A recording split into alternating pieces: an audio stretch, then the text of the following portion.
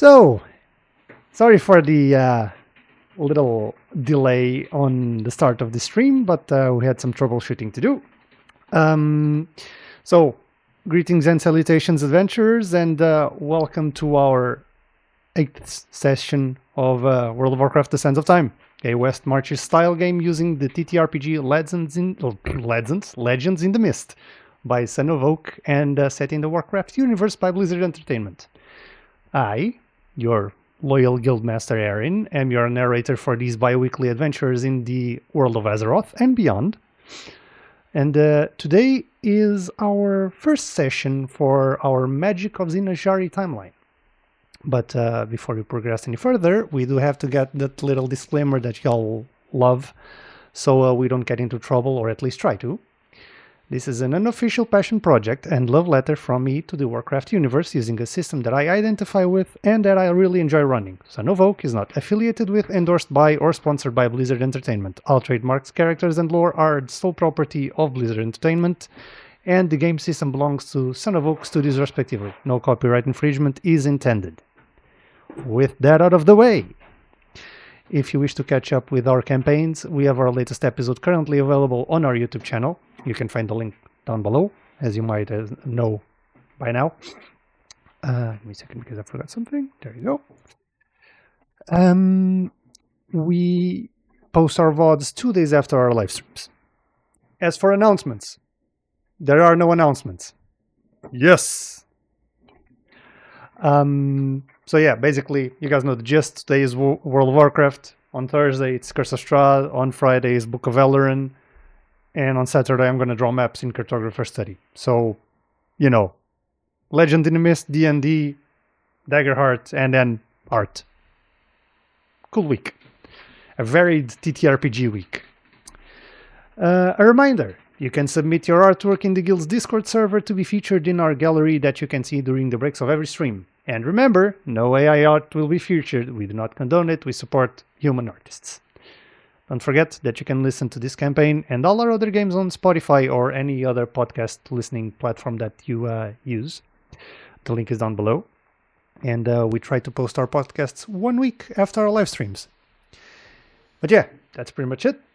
And now, what you've all been waiting for, let's dive into the timelines, shall we? Oh boy! Give me a second. Can everyone speak for me? Just because I think OBS is gonna pull a fast on me. Oh wait, Okay, perfect. Hello. He didn't pull a fast one on me. did it work good? Okay. All right. So let me just.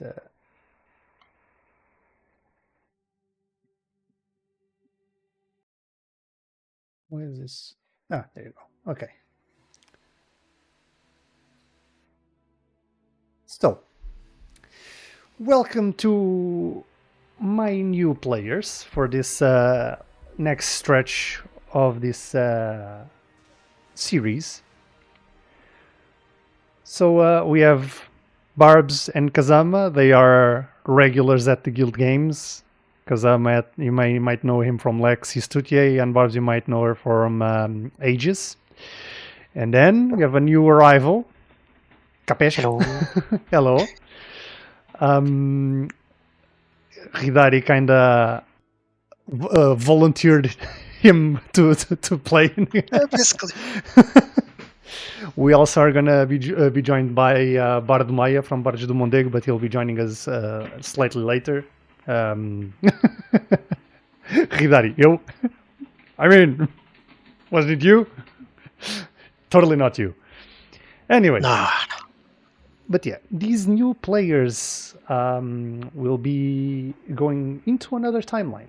So, as you all might know, these players are all champions of Azeroth that were handpicked by the Bronze Dragonflight to travel the timelines in order to determine if the outcomes that truly happened were truly the best outcome, or if there were other more beneficial ways for the events to transpire. With that, as we all return to the temporal conflicts, the home quotation mark of the Bronze Dragonflight. There's an agglomeration of heroes once more, many of them jumping into portals, others coming back. Just a good array of action going on. Some of them just resting for a while after a long journey through the eons. And it is there that we meet our first adventurer.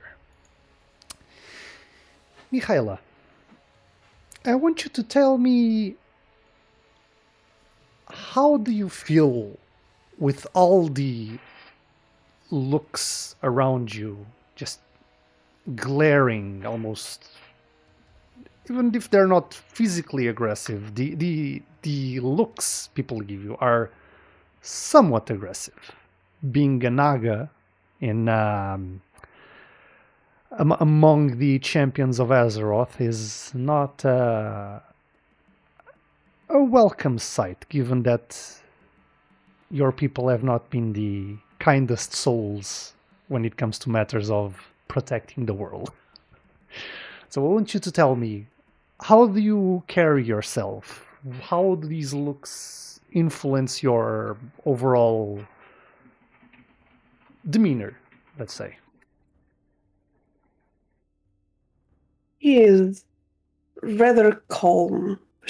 It's not something strange to get these types of stares and glares. She's kind of used to it. She's been in this life for a couple of time, quite some time, might I add.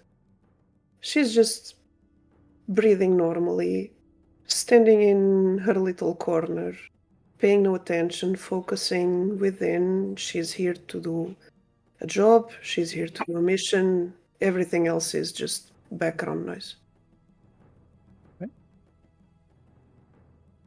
As you slither your way... also, you want to give a physical description of your character, by the way? Okay, so being a Naga, I'm half snake, half humanoid, kind of. My skin is purple and very scaly.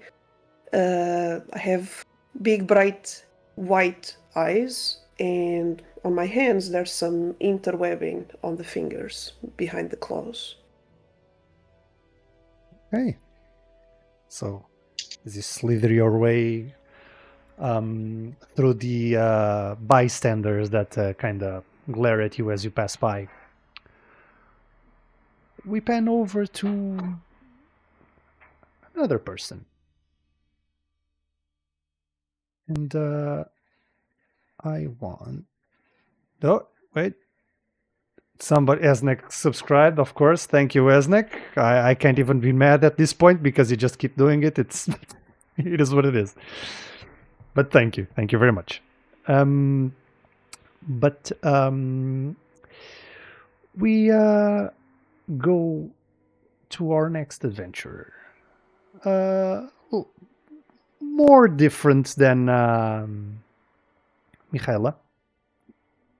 And Kapsk, I want you to describe me what Audric looks like.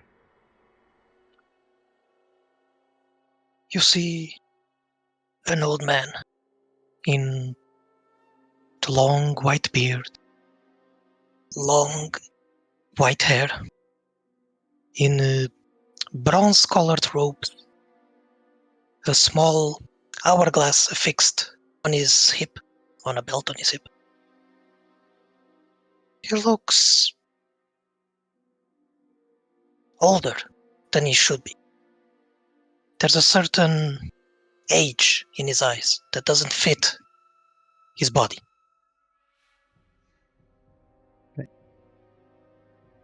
As you walk among your peers, let us say, to the Bronze Dragonflight, you are a more common sight than the rest of these adventurers. You see actually some of the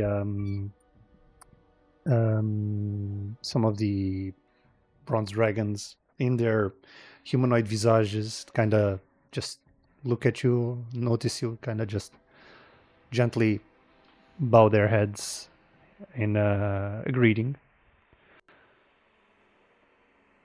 as you make your way through the scene. You hear some bystanders commenting on your rage, wondering what somebody of that with so many years on top of their shoulders was doing here. But you pay no heed, and you just proceed onwards to the meeting point as you hear your name being called by Nosdormu himself, and you just make your way. After that, also in between the various numerous adventurers, a human, female human. And Beatrice, I want you to tell the class what you look like, how are you carrying yourself through the crowd, as you also hear your name being uttered by the timekeeper. Okay. Beatrice has short, tousled white hair that falls just above her shoulders. The hair is slightly windswept texture. It's a little bit wild. She's dressed in a black leather armor from top to bottom, and she wears a katana on her waist and a long spear on her back. And she simply walks focused on the journey above. Okay. As you all convene in the central plaza, as you all hear your names being uttered, you see Nosdormu next to this shimmering portal of shifting sands that kind of circles all around in place. And you see a small gnome, female gnome, blonde hair in buns, green eyes. Chromie, or Chronormu, for those who know her by her draconic name. As she looks at Nosdormu, are these the ones? And Nosdormu just looks at you. His eyes far more ancient than yours, Audric. As the sand on his shoulder plate kind of shifts in its vial. These are the ones, Chronormu. That is correct. Alrighty then. So, hello everyone. So, as I've been saying to all the adventurers that jump into the timeways, I have no idea where they will take you. They kind of have a mind of their own, so they're probably going to grab you and throw you wherever they seem fit. Okay? So if you die, you will be carried here. Your mind will incarnate the body of a person of that time. From then on, you're on your own. Just experience a timeline. Try to see if you can alter the events to something more beneficial. If not, just keep it as it is. We'll leave that judgment up to you. So, try not to die. Or, well, there's not much danger in that, at least for yourselves, not for the person that's left back then. So, that blood's gonna be on your hands. So feel free. And she kind of points to the portal.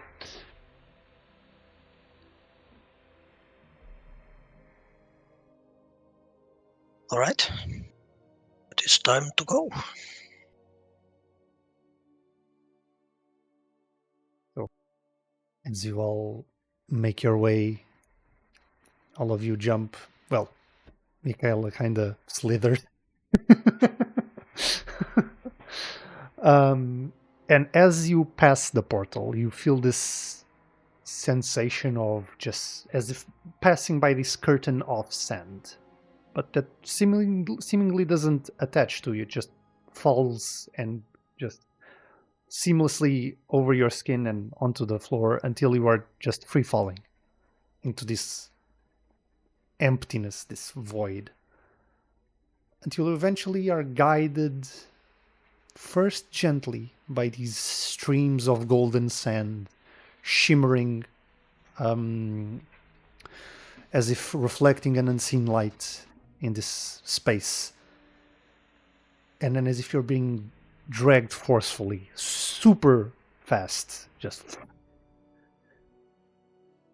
And as you traversed the time ways, you see the world, your world, at the moment divided into various continents. You start seeing time go back as the land masses all just start to converge, forming this large landmass with this glimmering lake exactly at its center, known as the Well of Eternity. And as you are transported into this time, more than 10,000 years in the past, you wake up. And Mikhaila, as you kind of flutter your eyes as you are waking up, you hear a voice.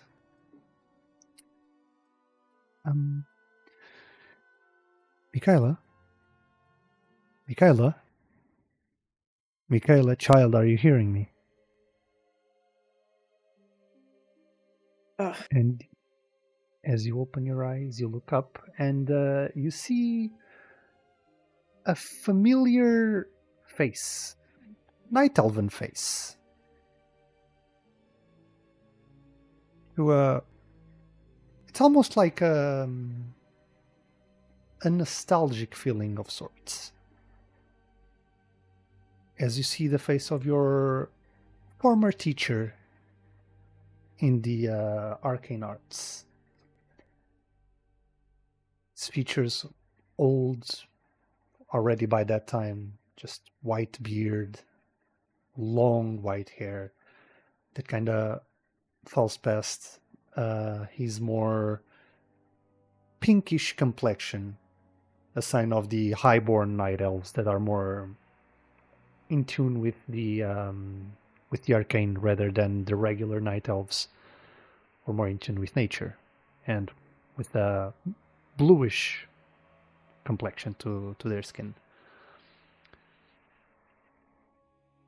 And you see your teacher Celinda's Swiftmane just raising an eyebrow as he looks at you. What do you do? I take a moment to process what's happening. I look around at wherever I am and I look at my hands. And I see that they're not... As you look at your hands, elven hands, and you turn to the side, you see a mirror. And I want you to describe me how Mikhaila, you from the past, reacts to tears starting to form in her eyes, just slowly, not knowing why she's crying, but as if she has been experiencing this longing of something she lost, but that is at this moment she doesn't know what it is. She's a bit confused as she stares at the reflection and sees her elven self, her former night elven self. She just takes a deep breath, wipes the tears off, and just, Time has mysterious ways, I see. Did you say something, child? Nothing of importance, Professor. I apologize. Were we in the middle of something? My head is a bit fuzzy. Well, we were trying to work on your meditation for the arcane, but given your current state of mind, I'd say it's better if we keep it for another time. Oh, okay. As you wish. And as he just gestures to the door, I'll see you on the next class. Be sure to take some rest. Will do. And as you exit, come out of this building into the glistening city of white stone with blue buildings of Zin-Azshari, the capital of the Night Elven Empire. Right at the shores of the Well of Eternity, that you can see the waters of the lake just glistening under the moonlight.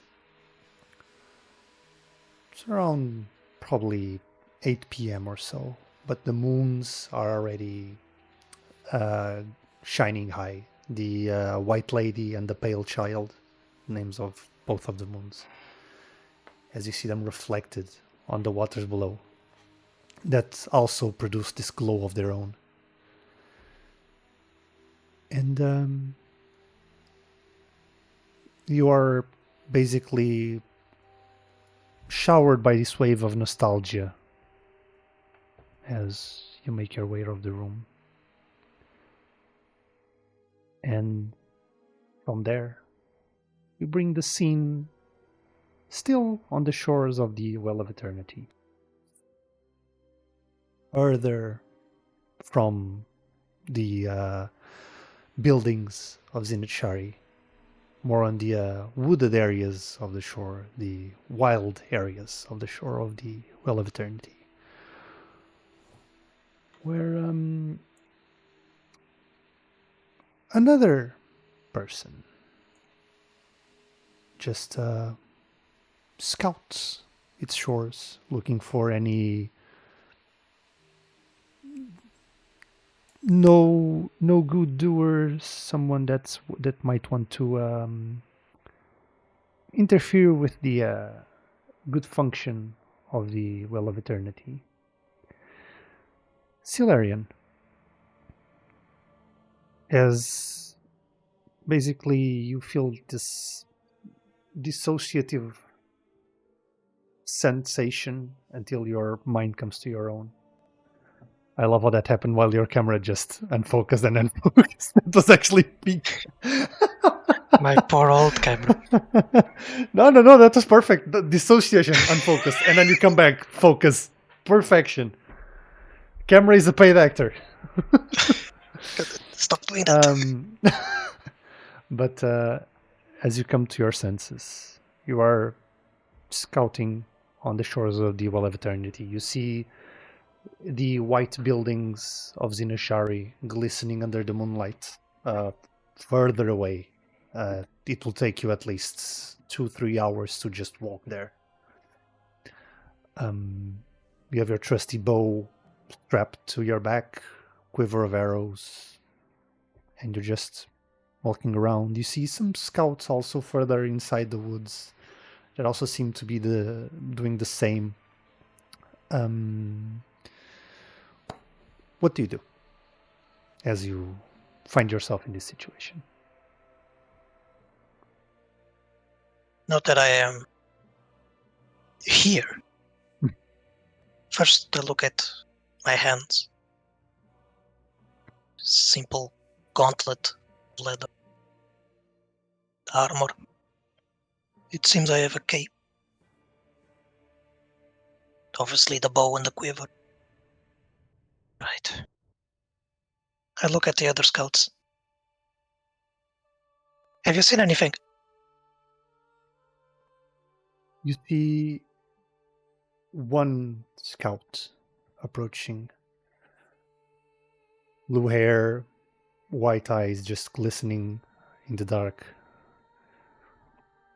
Just a quiet night as usual. Don't seem to have anything of different to report. We are at the center of the Empire, so if anyone would be so idiotic to do something in here, we'll most likely catch them. Indeed. Well, can never be too careful. That's why we're here. I think I'll be heading back now. I'm feeling a bit weird. I want to get some rest. Very well. We'll finish up the scouting process. You take care of yourself. See you in the morning. See you. May moonlight bless you. May moonlight bless you. Let me just send something to...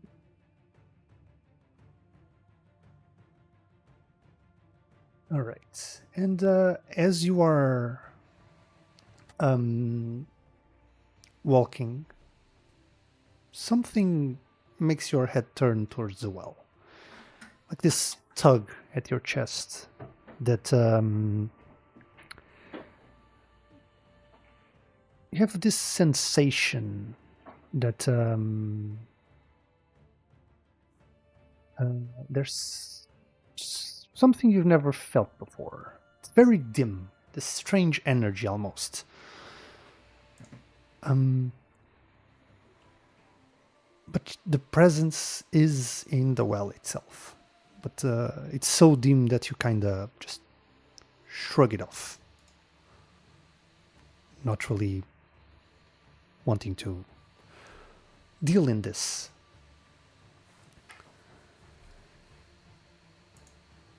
As this goes on and you make your way towards the wherever you are gonna go rest,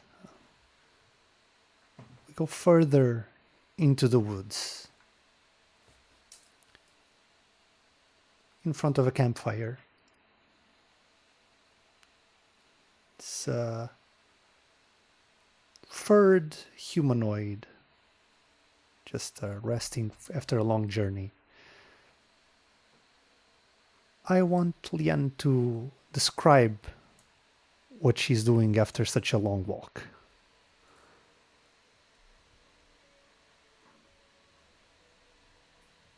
First of all, maybe find somewhere to rest, have a meal.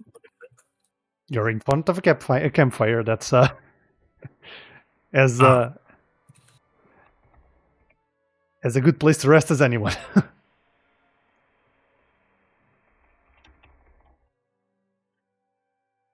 I can just sit by the bonfire then. Okay. You, as you're just trying to get a better, more comfortable position, your hand kind of brushes past something to your side, and you notice this ornate chest. And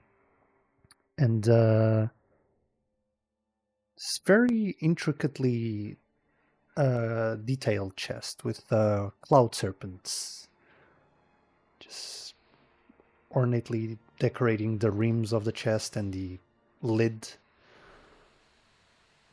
Nice wood, and you get this memory of your emperor, Xiaohao. This Pandaren, larger than most Pandaren, giving this chest to you. The Kaldorai have been far too blinded by the arcane practices. So we decided to part ways.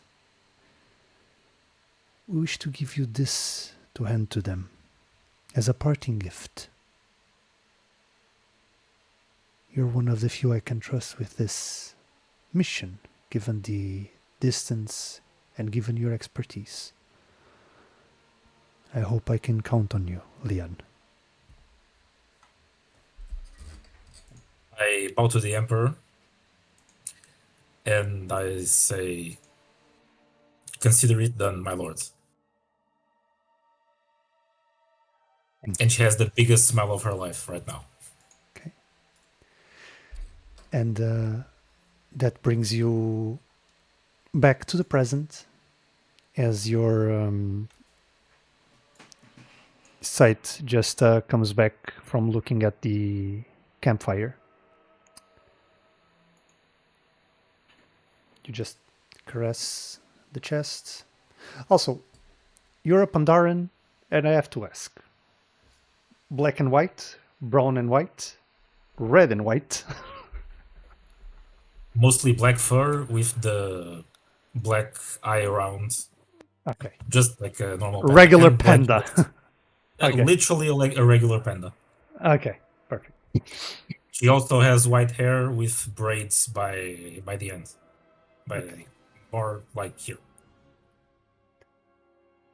Right. And just caress the chest. Just sit down.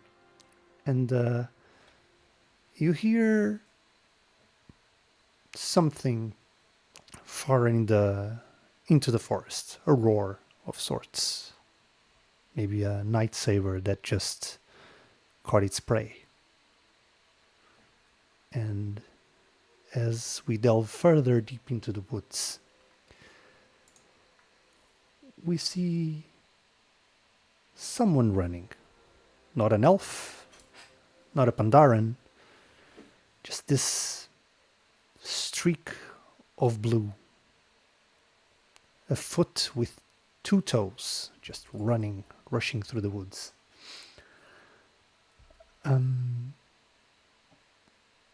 And after them, a group of night elves rushing after this person.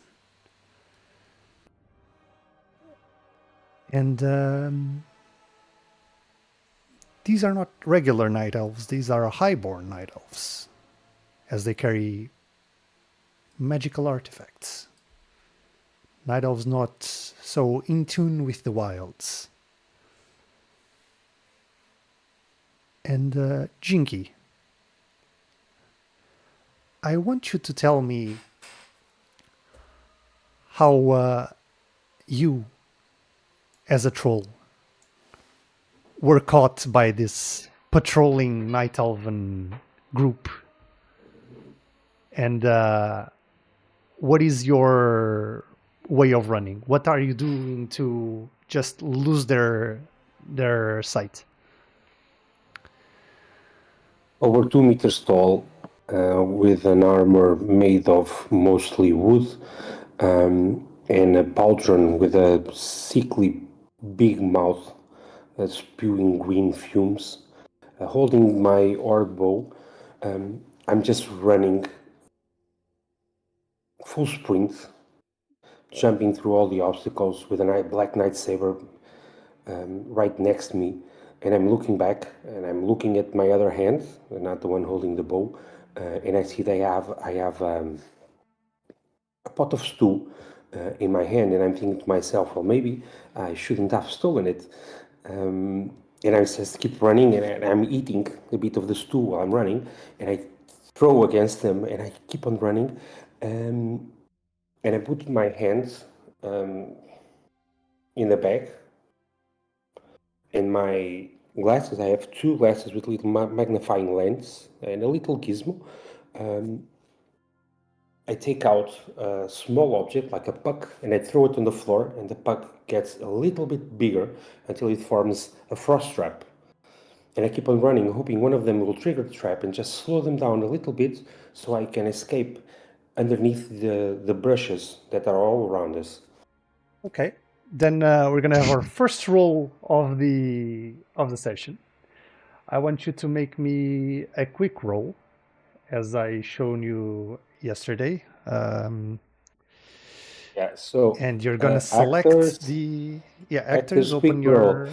So I'm gonna throw my trap using all my engineering skill and mechanical knowledge to activate it. And while I'm doing it, I want to also turn back and shoot at the same time, and turning back again in front. trying to slow them down, at least one of them, hitting him in the Okay. knee. Then Okay. you have mobile archery, so good. Mobile archery, yes, and also with stringed weapons. And this is a very common dark spear hunter, a jump shot. Okay. And while I'm using my hunting skills, I also command my Night Saber Ziva to perform an intimidating roar to the one that comes closer after they trigger the trap. And while I do that, I'll tell Ziva, go prowl and lose them. Okay. And also activate Night Saber Stealth. So Okay. I do all this, and do I do a quick roll? Wait, let me just add some more text to that, because these are night elves. So we activate your weakness tag on your people card. Oh, yes. Yes. And I'm Probably going to activate the Lone Wolf Syndrome.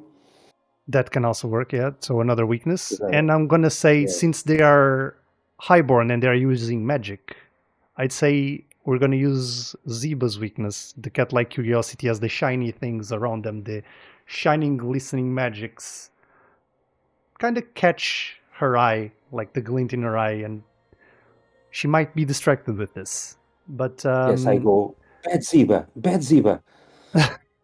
But just click on quick roll. Quick roll? Yeah. And then I did it, and now what do I click? Roll. There you go. So, how much was it? It was an 11. You've been doing this for a while. That's why most of the time you manage to be on the run. Highborn are not so keen on your presence here since you are a troll. The Night Elves, the more nature-inclined Night Elves, they have been more lenient with you simply because Ziba is with you, and Ziba being a Night Saver. She's somewhat of I don't want to say divine, but they respect Night Sabers as a symbol of their people. And if a Night Saber has bonded with someone other than their people, it is their job to respect it. Doesn't mean they trust you. They mean they are more lenient to let you pass unharmed. But Highborn are not so keen on the wilds and the nature of the world, so they went for you anyways. But as you are running, you just throw your trap, shoot one of your arrows. Ziba manages to... Yeah? A jump shot. It's important to say that. It's a jump shot. You jump, shoot. I'm going to say, you actually shoot your arrow, but since you're not entirely sure they're going to trigger the trap, as you throw the trap, you jump, shoot your arrow, so the arrow hits the trap, and it actually triggers it, encasing all of them, their feet in ice, allowing you for Ziba to just skedaddle out of the way. I want to just say, feel the voodoo, man, and I keep running. Okay, and you just hear them just shouting blasphemies at you as you just run deeper into the woods. And you then catch a breath. And you get this flash of memory, a not so distant memory, where you were in a similar situation before you met Ziva, also running from Night Elves. And let me just change the music, because this is a bit... Okay. Yeah. Just before you met Ziva, also running from a patrol of Highborn. And just when you thought you were about to get caught, this cat-like creature just jumped in front of these elven warriors, just roaring their lungs out, intimidating them away. This cat did not attack you, and you took it as a sign of the Loa, of the wild gods that your people venerate. As this cat just bonded with you, throughout the days and weeks and months that passed, and you've grown close. And as the memory comes back into the present, you manage to find a spot where you can sit down and just breathe. Sweat kind of dripping from your skin onto your long tusks. You see Ziba kind of just nudging your arm with her massive head, as the fangs also protruding from her upper jaw. And as you sit down, and this applies to everyone, as the night goes by, all of you find yourselves looking up at the sky as see the stars, the two moons just glowing in the great dark. You see something, and you, Mikhaila, you see it quite clearly, because this is happening in Zin-Azshari, as you see this streak of light just shooting from one of the buildings at the center of the city. And all of you see this comet-like glow in the sky, just as it traverses the sky and goes to fall a few ways away, around from what our two Night Elven characters here can determine as to be a certain outpost to the north of Zin-Azshari. Not too long of a walk, but it's an outpost called Zin-Azshari, a Night Elven town, with a lot of history to it. And as you see this light traversing that direction, you feel this tugging sensation in your chest. Especially you, Silarian, as it's almost as if you felt that same sensation that you felt as you scouted the well, that dim, weird, oddly energy that just laid there. Almost just out of reach enough for you to understand what it is. But you do feel the same as seeing this comet. Must go there. With that, I want to ask, do you move towards that direction out of morbid curiosity? Do you remain where you are? I go. Okay. What about the rest?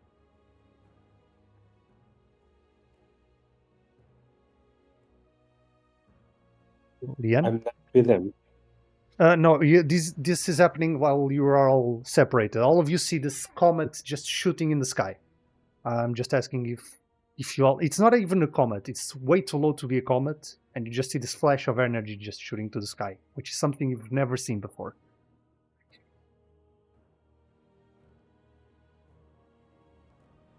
Yeah, I'm going to look up and I'm going to touch Ziba's forehead and say to her,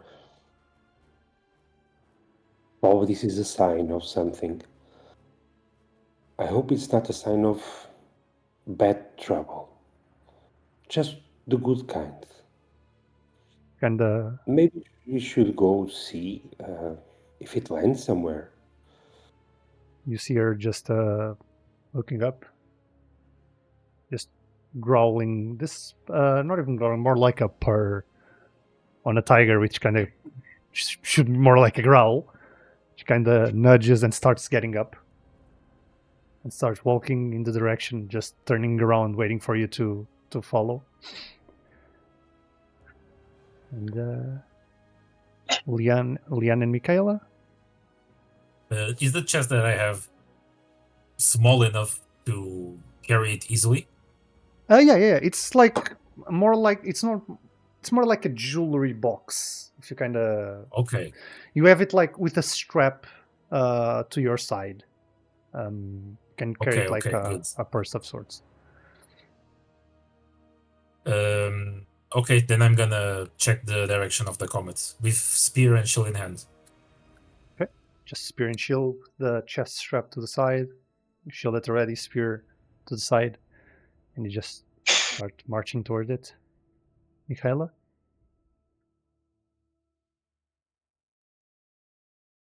You're muted. Yep. Oh no. Ah, yes, the good old mute.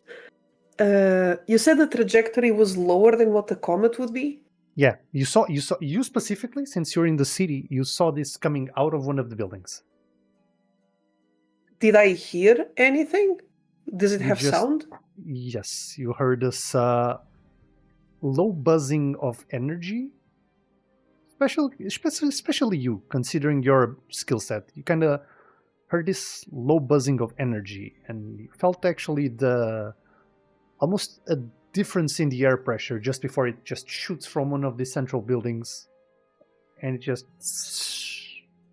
this whistling sensation, not sensation, this whistling sound across the sky towards Yeah, Zin-Azshari. then I'm gonna go carefully, and the closer I get, the more attentive I'll be to how if it's still sounding like something, or was it just the trajectory of it passing? Okay. And as you all make your way, some of you take a bit longer because, well, some just go through the woods in a straight line. Somebody has to go street, take a left, take a right, go to a roof, go to a tunnel. Yeah. So, Mikhaila, you take a while longer, which is enough for everyone to basically arrive, or at least meet at the same time, as you are all already in the woods.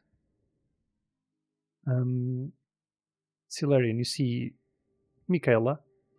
You've possibly never met her, but you see this elven woman just traversing into the woods to the side. And Mikhaila, you look to the side, you do see Silarian. Just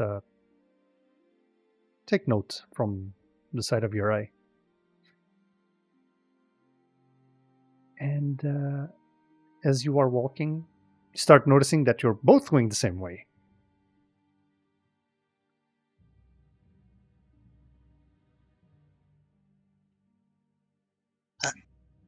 Are you following that too?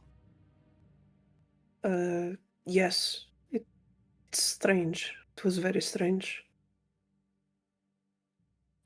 Yeah, it is. It is strange. Well, I'm Kaladin. You are... Mikhaila? Nice to meet you. Moonlight to bless you. All right. Did you feel anything about this? Might be a weird question. Not as much as I felt it, I heard it. There was some type of energy pulse of some sort as it crossed the sky. Oh, that might have been it. All right. Well, 2 heads are better than 1, so... That is a fact, yes. All right. Let's tag along. And as you are both just talking about this, as you start walking, you just see this massive creature, this cat-like creature that just is walking towards the same direction and then just locks eye contact with you, and just you hear the growl as the fangs kind of glistening in the moonlight. And you are used to seeing night sabers around these parts, but not a night saber that's accompanied by a troll inside Night Elven Empire, much less. As you see Jynky coming up as Ziva is just growling at you. Jynky, you see two Night Elven people and Ziba just looking very menacingly at them with a glint in her eye that you've seen before she pounces on somebody. Turn to the Night Elf and I take from my bag a cigar and I just say, "Do you want to buy a cigar?" What? What's a troll doing here? Well, I'm just rolling around. What are you doing here? And I pat Ziva a little bit on the neck, and I just give her a little nudge, and she knows if I let it go, she will pounce. I live here. You know my people? This is Your our place. people. How do you This have a place night was neighbor? my people, way long before you all, on the time of the Zulamani. I should have paid more attention to history class. I have no idea. And I offer the cigar, and I still offer the cigar, very carefully, very very slowly, very carefully. I take the cigar. Is this poison or something? No, but say hello to my little friend, and I point to Ziva.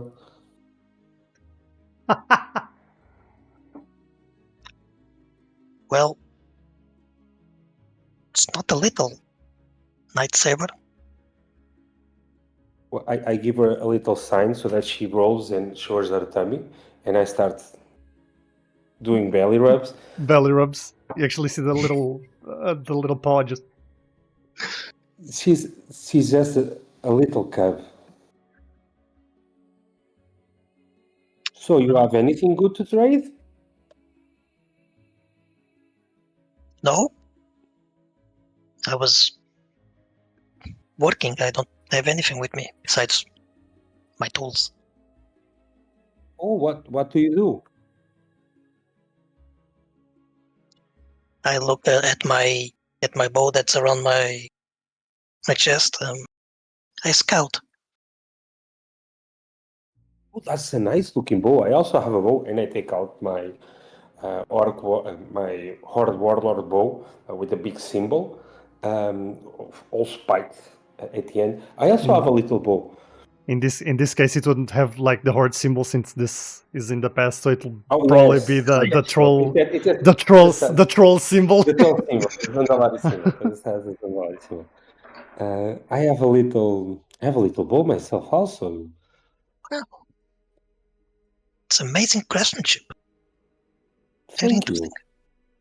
you. Do you want to try it? I would love to try yours. As, Sure, why not? I take out my bow and hand it to him. Yeah. As yeah, you I'll are- my bow. as you are trading bows, you see movement to the side, as there is somebody shield and with shield and spear just walking in this monochrome coloration on their fur, just following the direction of the comet. As you see, I Lian, take out an arrow and knock it, and I just follow it, and I go, "A friend of yours?" I've seen him. And it looks, it's a panda, right? yeah, it's a Pandaren. You've never really seen Pandaren. You know what Pandarens are, because not really your people, but the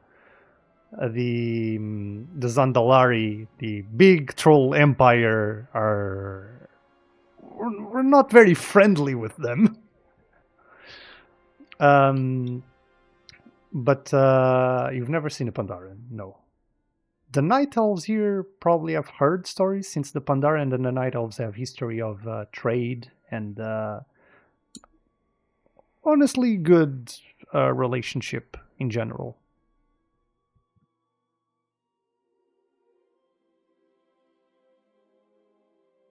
And Lian, as you are walking, it's as if the fur on the back of your neck kind of stands up, and as you look, you see an arrow knock, just slowly following you as you take each step. As you see two night elves and a troll, not actually a very common group, if ever common.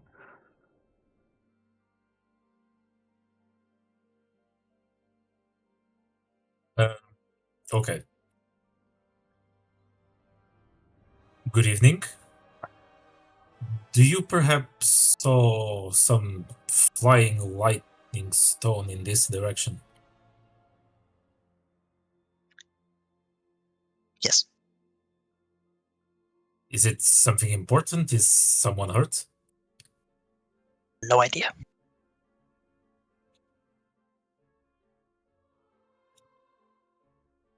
I was going to investigate myself. I'm Leon Ardprey. Nice to meet you.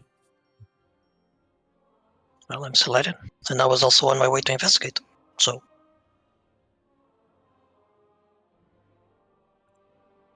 I think we're all going there to investigate, right?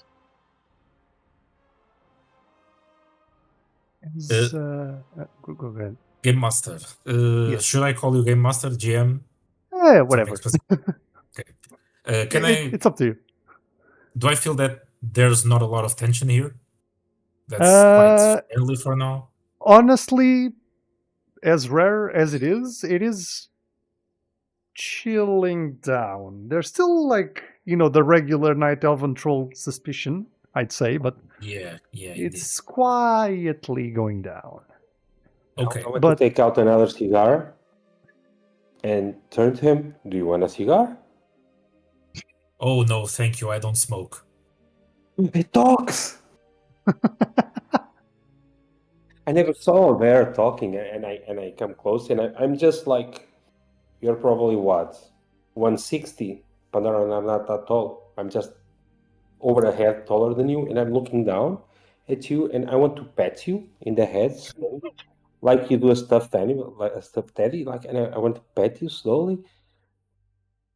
So soft, and look, it has toy weapons. And I turn to the night elf. It has a little shield. Oh my god, so cute.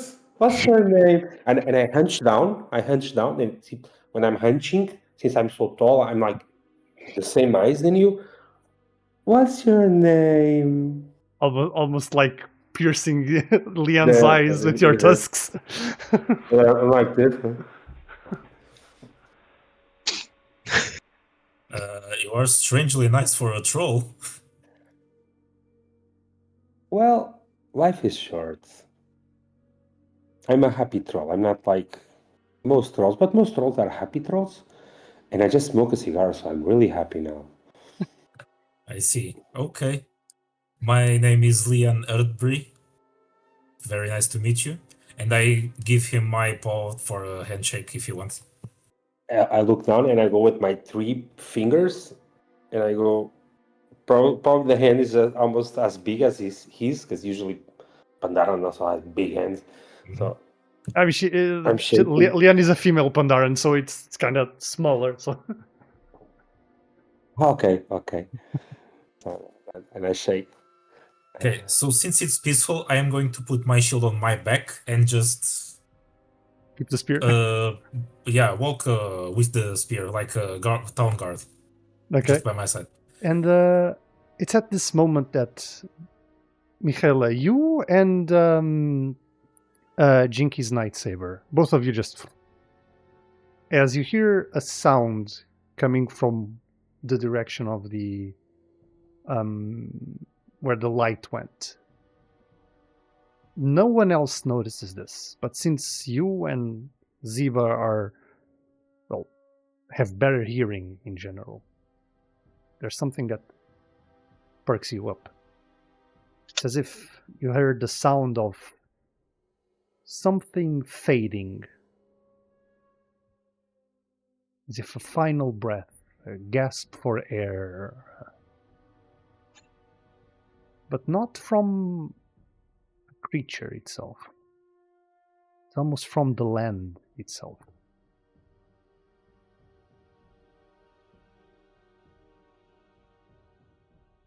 Can we pinpoint where the sound is coming, or? Mikhaila, you can like you and Ziba just look in that direction. It's a bit north, yeah. Yeah, Everyone- Mikhaila is just No, go ahead. staring down at the direction, and she won't look to them as she speaks. As much as it's very appreciative of the multicultural thing everyone is doing, there is something there. I want to give the bow and ask for my bow back. Do you mind?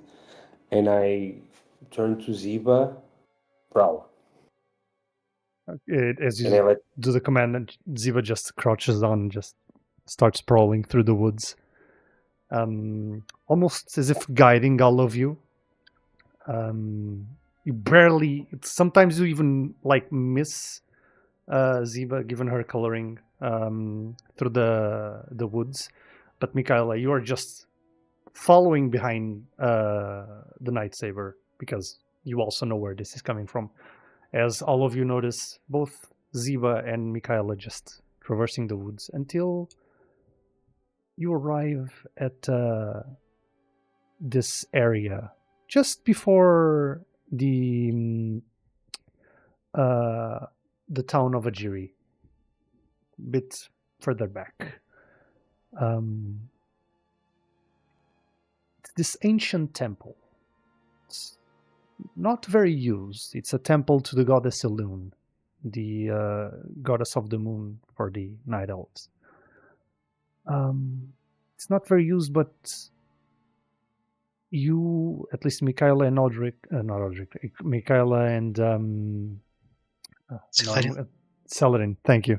So many names, goddamn. You know it to be home for a very powerful, I don't want to say powerful because it makes it sound more humanoidish. It's more like a creature of almost unnatural but still natural, more like a wild god that's not a wild god but a moonkin. It's this bipedal bear-like creature with feathers, an owl beak, and antlers. You both know him as the Pale Feather. He has been revered not as a god, but more like as a child of Elune herself by the Night Elves outside of Zin-Azshari, the more in tune with nature.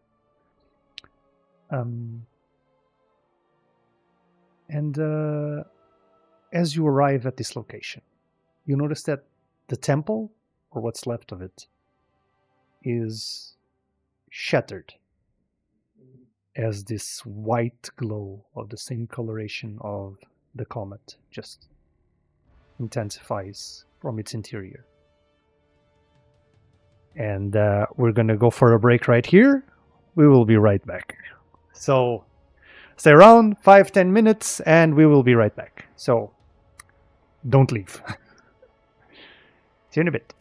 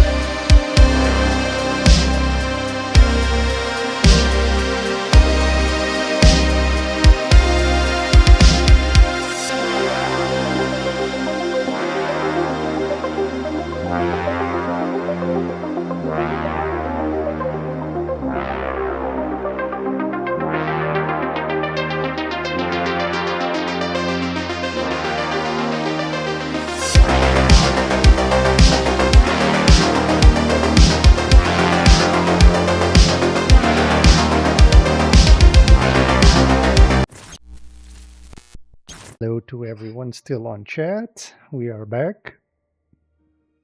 So, as you look at the temple, that's glowing light emanating from its interior, you see the roof of this ancient temple shattered. Pieces of debris just scattered across as if something has just crashed on top of the roof. And Mikhaila, you still hear this gasp, this final breath of sorts. And as you look around the temple itself, you see that the flora starts to dry out. As if all the plants on the surrounding area of the building start to dry and wither and dry. I'm gonna focus a little bit. I'm gonna close my eyes and really focus on my hearing. Mhm. I assume, would I be able to hear the dried leaves falling and cracking? With your capabilities, I'd say you'd be able to hear them, yes. Is it spreading? And if it is it fast? It's not fast, and it's not so much of something that it's spreading. It's as if something is being drained, as if the very energies of this area are being siphoned away. Okay, And I'm just gonna raise a hand and be careful. The flora is... something is draining it. It's drying. and you hear a growl, pained growl from the interior of the temple. Yes, dear? Fine.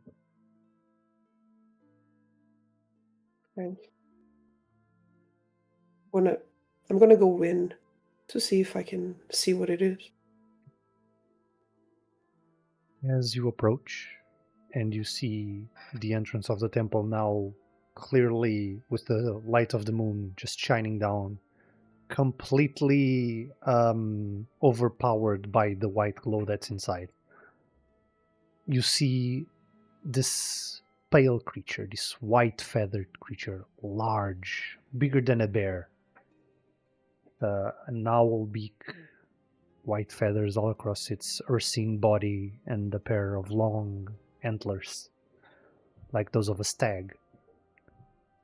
As they clutch their arm,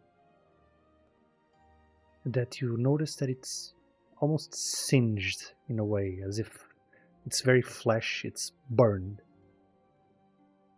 As the creature is laying set down, leaning against the wall. You know, moonkins are, even though they are not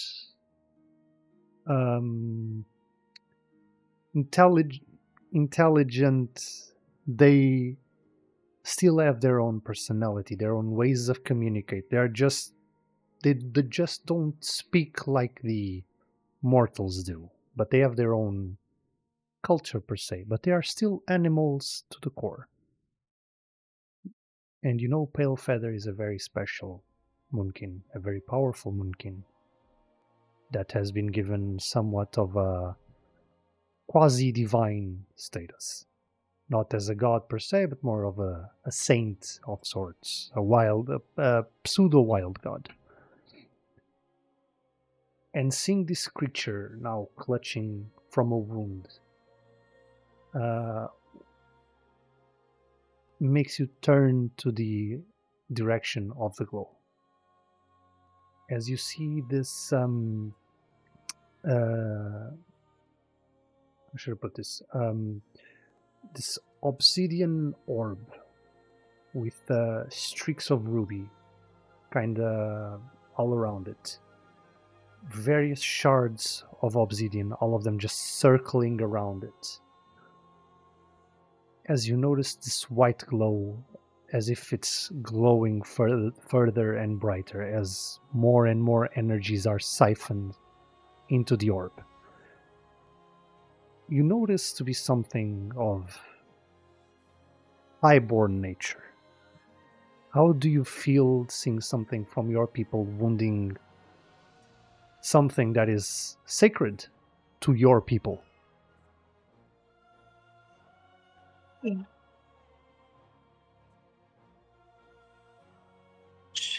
Her expression becomes a bit sterner.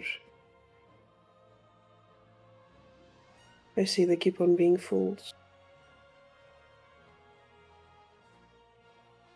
I'm gonna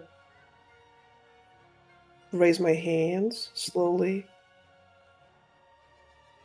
Would the pale feather be capable of understanding speech, even though it doesn't speak? Moonkins are known to understand speech, yes. Okay, I'm going to tone down my voice as least threatening as I can. Was it this thing that hurt you? And you see him just shuffle as he sees you. As you approach, you notice that the enormous size of this creature is somewhat intimidating in a way. Ziba is already a large cat, but this is is way taller than Jynky himself, and Jynky is already a tall troll. You see this massive figure just looking at you, looking at your very weak, as if he himself is fading away. And as he nods, you notice that the skin under his feathers starts to slowly, very, very slowly, but surely, shrivel. As if he's also being drained, in a way.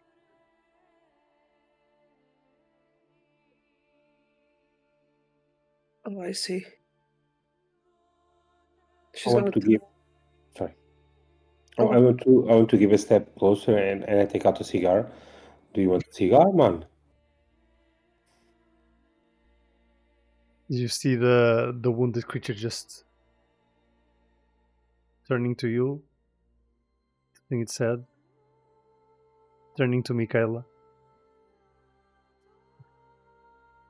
I don't think this is the time for cigars. Well, cigars can do a lot of things. And I put the cigar in my mouth, I start chewing it, and I take out the paste, and I approach the creature, the moonkin, and I notice where it's hurt. Where was it? On the arm. Okay, and I go, it's good, mojo budu, and I start spreading slowly the paste of the cigar in the arm, and I want to use my curiosity and maybe a little bit of something that I use from my mechanical knowledge, that some things are akin in nature and mechanical, to try to see if I can help it fix it. I would say use, instead of the mechanical knowledge, even though you're not a dark spear at this time, but use the dark spear troll tag. And I'd say the troll, not the hunter, the troll, dark spear troll. Okay, maybe the hunting skills, probably something in my.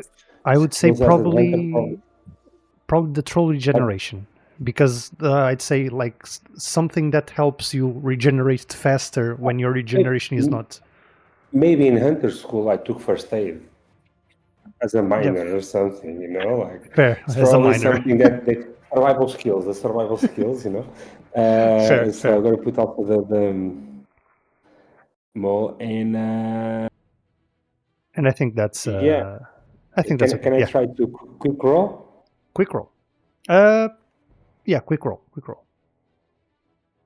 Okay, I still don't know where I can see the rolls. 10. Okay, 10. 10. Okay, damn, 10. Okay. With the 10, as you apply the paste, it doesn't heal him but the Moonkin starts to let go of his arm, as if the pain starts to subside. Let me just change the song for something more. We want this. There we go.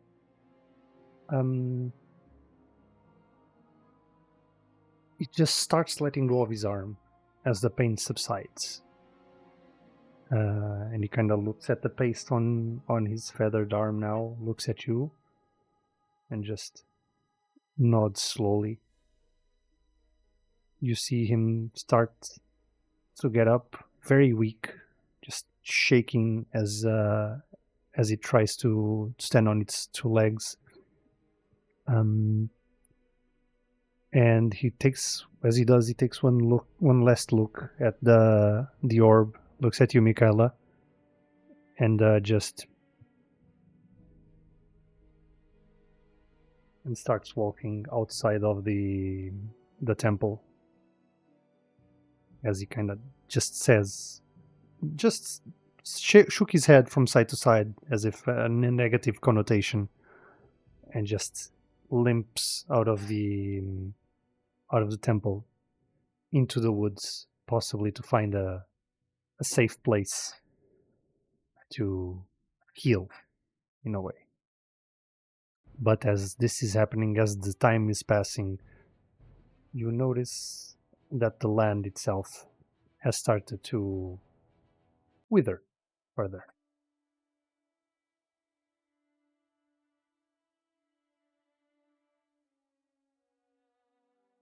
But the land is starting to wither. Yeah. The plants are shriveling away as if drying from, if it's from heat or not. But every single one of you, both as night elves, as a Pandaren, as a troll, even that your people are very, even if they're not tied to nature itself, you're tied to spirituality, more in the case of Lian. You feel the land in this area is dying.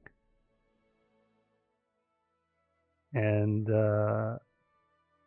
as you look at the orb, just pulsating with this arcane energy, the shards continue to spin around it. The streaks of ruby glow with each pulse.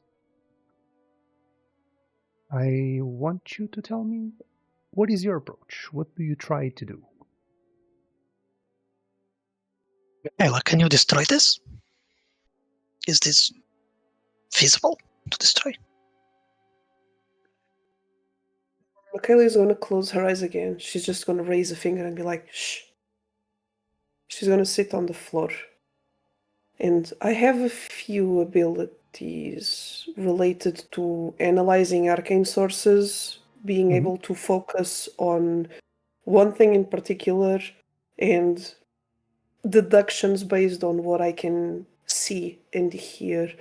What I want to try to figure out, this is highborn. What could this be related to? Is it dangerous? Is there anything that would give me something if I really, really put my mind to it?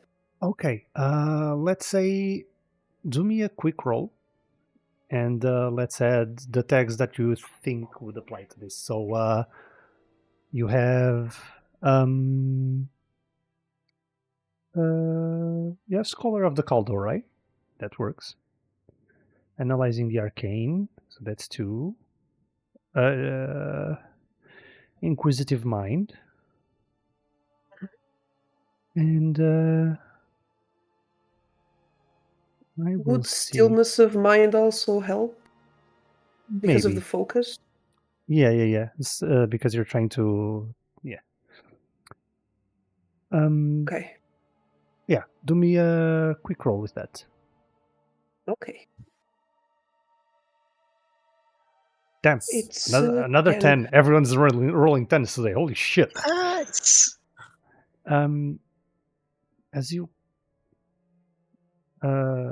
quiet down and focus on the hum, on the sound, the resonance of this specific artifact. This is in fact highborn. This is in fact one of your people's artifacts. It's an arcane siphon, an obsidian lattice arcane siphon, as it is used to drain the arcane energies from a surrounding area or from the denizens of a surrounding area. And very, very faintly, this sound, the arcane usually is harmonious. It's an orderly tune, like as if it's a song composed by a skillful maestro. It has its intricacies, its formulas. It's supposed to be orderly. But there is something in this artifact that's not entirely arcane. There's something in there that's more unrefined, more chaotic. It's very small, but you do notice it, and it's that energy, that faint chaotic energy that seems to be draining away all of the arcane energies around the area and taking it somewhere. And it's very faint, but as you open your eyes and you perk your ears, you do see this faint line that crosses the sky and connects back to Zin-Azshari. As if a line of I'm gonna go out of setting here, but as if a telephone line. But not so much as a telephone line, is more like a connection line to bring this energy somewhere else. And you know your people are very proficient in the arcane, but you know they also overstep their boundaries. And what are you feeling at this moment, noticing that this is clearly overstepping boundaries? She picks all of those informations up. She opens her eyes again.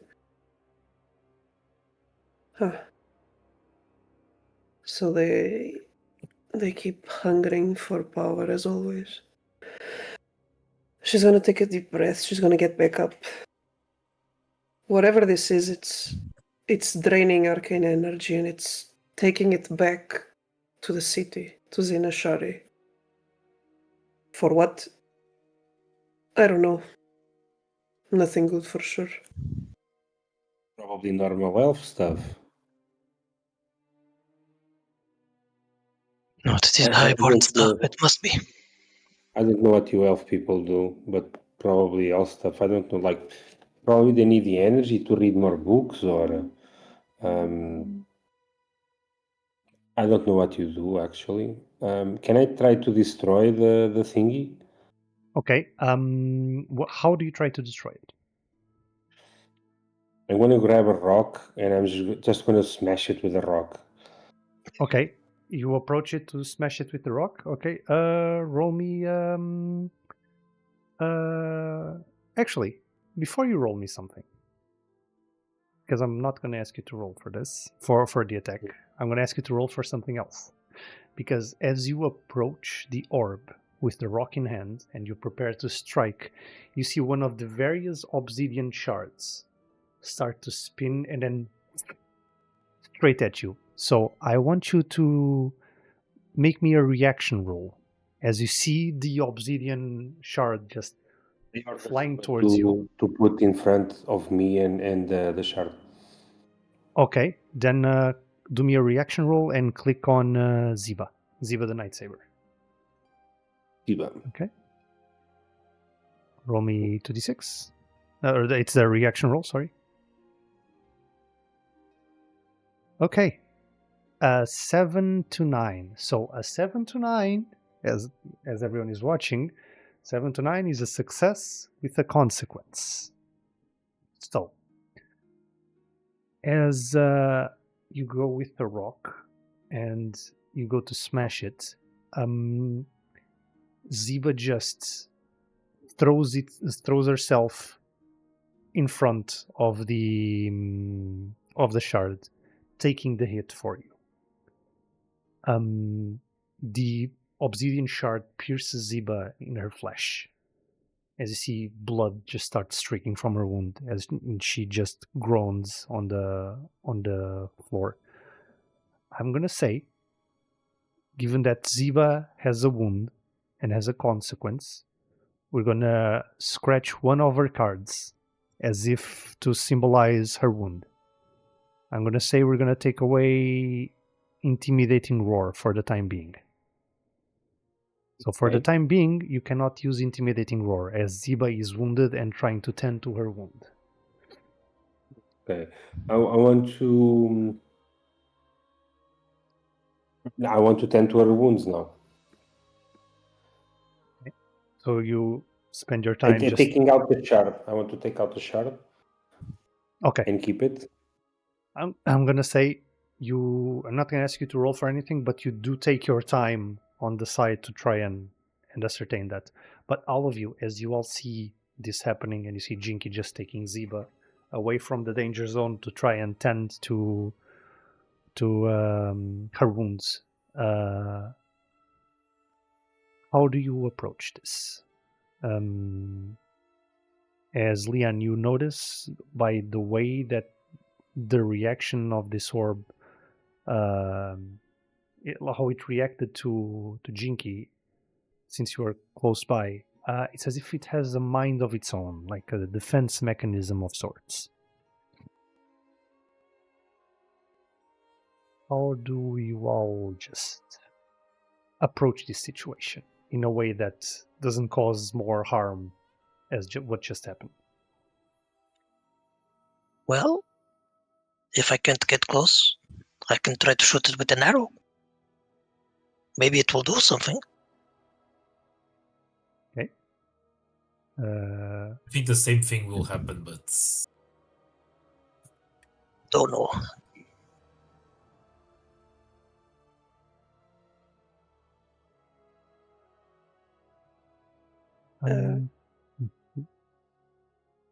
As I Does the- see, does the orb seem damaged with the attack from No, Jynky? the Jynky didn't even manage to attack, because as soon as Jynky grabbed the stone and was about to hit it with the rock, the orb reacted instantly, and Ziba just threw herself in front of the attack. Okay.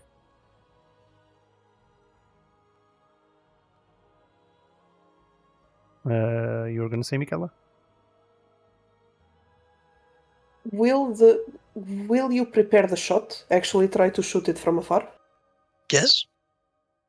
I have something that might help. I have an ability that is called Syncopation, where I can, with my magic, create a quick shield, a defensive shield, with a burst of sound.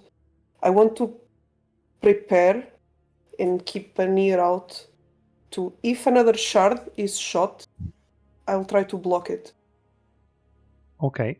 Just in case, I would also like to I would like to raise my shield and try to parry something that comes to us. Just in case. Okay. So you all prepare your defensive capabilities. One thing that I forgot to tell you, in the same way that we have the help action in D&D, you can also help someone else's roll by giving one of your tags to help. Oh. Okay. So just keep that in mind if you want to do something like the help action that we do in D&D.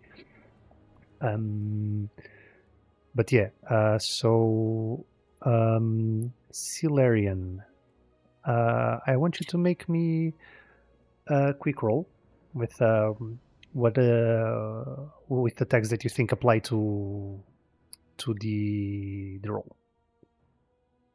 Well, bow and cloak, obviously. Mhm. I guess I could see hope in this.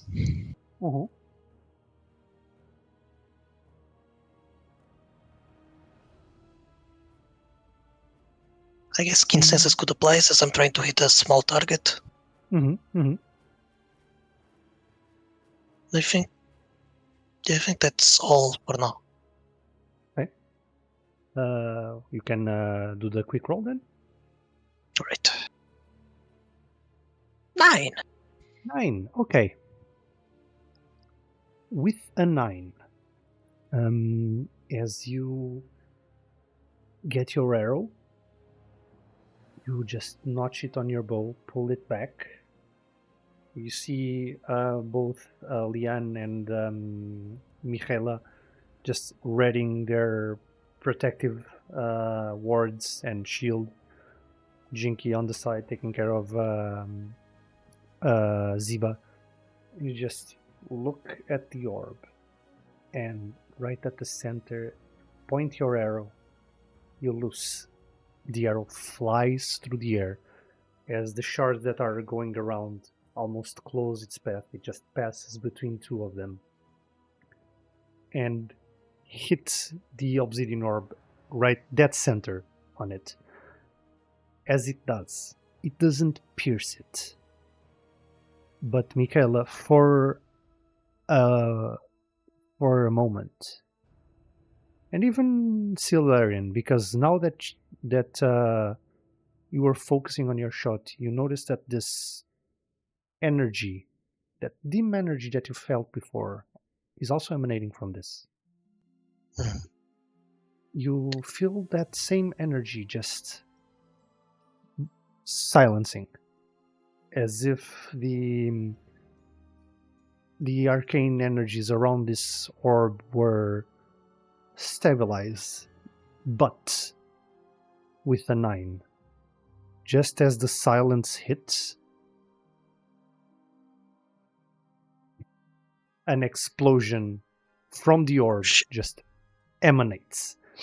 And since it was a success, you managed to take care of the chaotic energies that were just channeling the arcane energies from this area away into the city of Zin-Azshari. But with this explosion, I want all three of you, because Jynky is further away, to make me a reaction roll to protect yourselves from the arcane burn that you'll be inflicted with.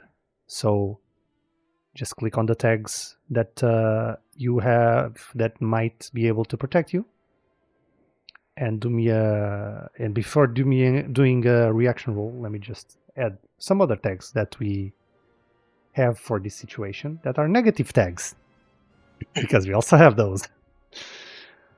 Do we choose the tags that we see fit? You choose the tags that you think apply to this roll, as if to protect yourself. Before you take yourself. Okay, can I pull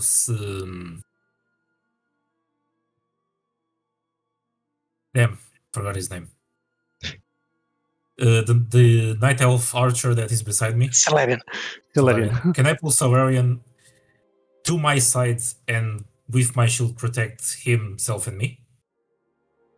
I'm asking this because I would like to add 2 tags instead of 1 that I consider fit.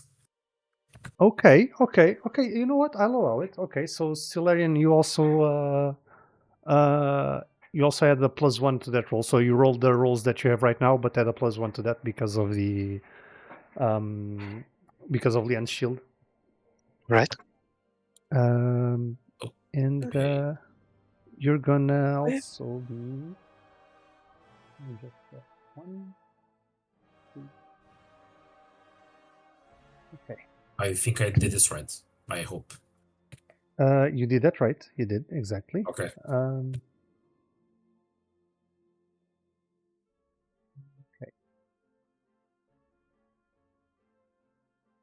All right. So Leanne rolled. Silarian, you can roll. Ooh. Oh, okay. Oh, wow. Damn. Oh, wow. Okay. So I will say, with that, you manage to, instead of having an arcane burn of tier 2, you instead get an arcane burn of tier 1. All of you. Except me. Except you, because you're not close by. Yes. So sacrificing my pet was the obvious solution as a hunter, right? Poor Ziva. That's what a hunter do in WoW. So Arcane burn. I should get like heroic inspiration for roleplay. I don't know. That's the thing. Oh, okay. Hashtag Arcane Blizzard burn. sponsor us. Interesting. Arcane burn. Okay. We're gonna. So this is a negative tag that may come into play as a negative modifier on a future roll that you guys make where this will apply. I also want to yell, "No, little panda, no!" Do I smell fur?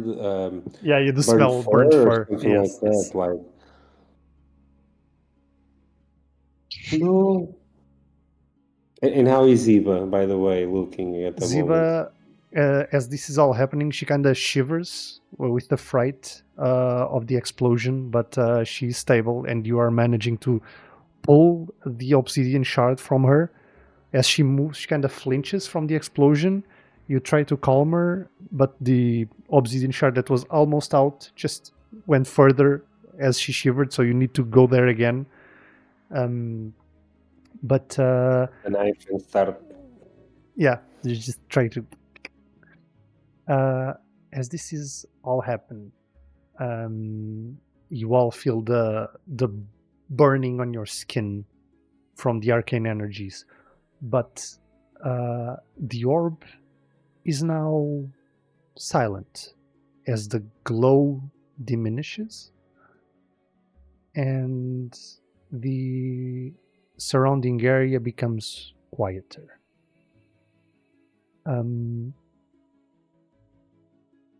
You notice something. You specifically, Mikhaila, and Silarian too.